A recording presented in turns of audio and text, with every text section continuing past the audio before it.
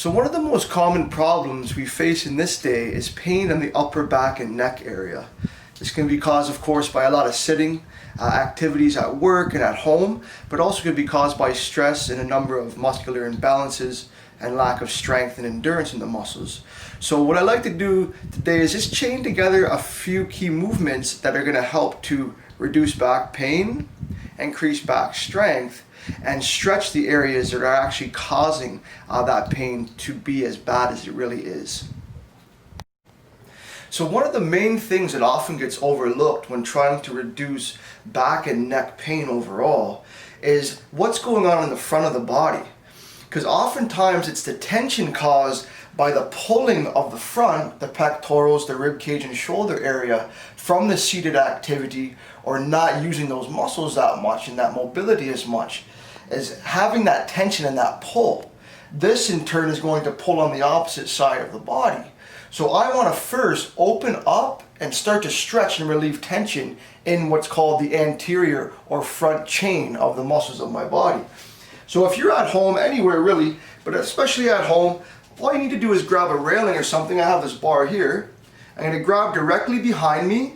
I'm going to slightly pull my shoulders back and allow my pectorals to actually stretch, and I get that nice deep stretch with a good controlled breathing.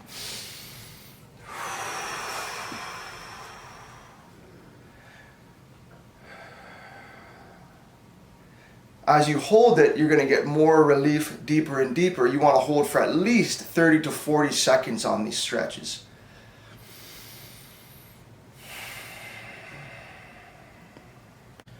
So now that we've initiated some good relief of the tension in the front from the stretching, and now it's allowing also less of a pull on the front, now we'll work on a bit of mobility and movement of the upper back and shoulders to start communicating better. So coupling that with the relieving of the tension is going to help the communication in the back side now, specifically the upper back and neck, to communicate better, which in turn reduces pain due to the quality of the movement and what's called the communication between the muscles.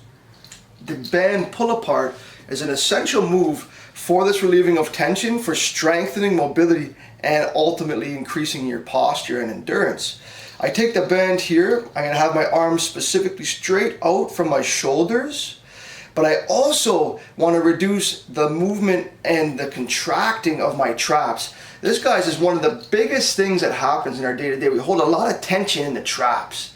This really pulls on the muscles of the upper back and neck. That's hence a lot of tension comes. So what I really want to do before I start my movement is I get set, but I want to relax the traps, bring my shoulder blades down into my back pocket, really tuck them in here. From here, I'm going to rip the band in half, keeping as parallel to the ground as I can with my arms and going back and forth in a controlled manner.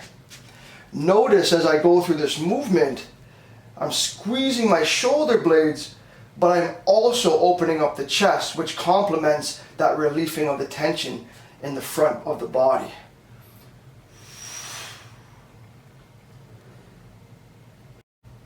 So we finished 2 of the 3 steps to decrease the tension and pain in the back and neck, and to stretch the front, and ultimately get things moving a lot better and reducing that pain indefinitely. We've stretched the front, we've mobilized and are started communicating better with the muscles of the back. Now we're going to work finally on strengthening the back. So all in all, to sum it all up, it's stretching the front and strengthening the back. That's the absolute key to reducing the pain and getting things working better for you. So we're going to finish with a standard row, cable row here. I'm going to be, in this case, doing a neutral grip, so thumb is up. The setup is the most important here. Going back a little earlier with the band pull-aparts when I talked about stopping the traps from overfiring, the reason that happens a lot is because the other muscles of the upper back and the shoulder blade region and your rotator cuffs and that, these muscles aren't working as best as they can, so of course a stronger muscle will take over. So we're trying to balance out all of that movement and the communication again between the muscles. So from here, I have my feet planted. I'm going to sit so that my hips are a little bit tilted forward. This is going to make sure that my core is nice and strongly braced. I'm going to grab evenly here with all of my fingers, and I'm going to tuck my elbows to the side. Here is that telltale. I want to make sure my shoulders are back, my blades are back. I don't want to keep that roundedness. We're trying to eliminate that pull from the front. So I'm going to set back, get nice and tall, and slide my elbows along my side and bring the cable parallel to my thigh. Breathing in as we extend and out as we pull.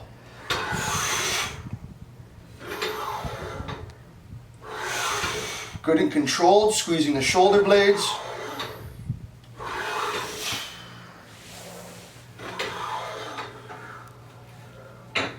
So just a bit of a recap. 3 main concepts to relieve the tension in your upper back and neck and to get things communicating better. Relieving tension in the front by stretching and opening up the chest and the rib cage area, the shoulder area. Then mobilizing and increasing the communication between the upper back, shoulders, and neck area. And then finally, strengthening the back. This can be done with various movements. I gave you 3 of my favorite today. But of course, taking those concepts, we can actually apply any different type of stretch, mobility, and strengthening exercise to achieve the same thing. If you have any questions about repetitions or putting different exercises to use for these 3 main concepts, be sure to let me know and I'd be happy to expand on it. I hope it's been helpful for you, and we'll talk to you soon.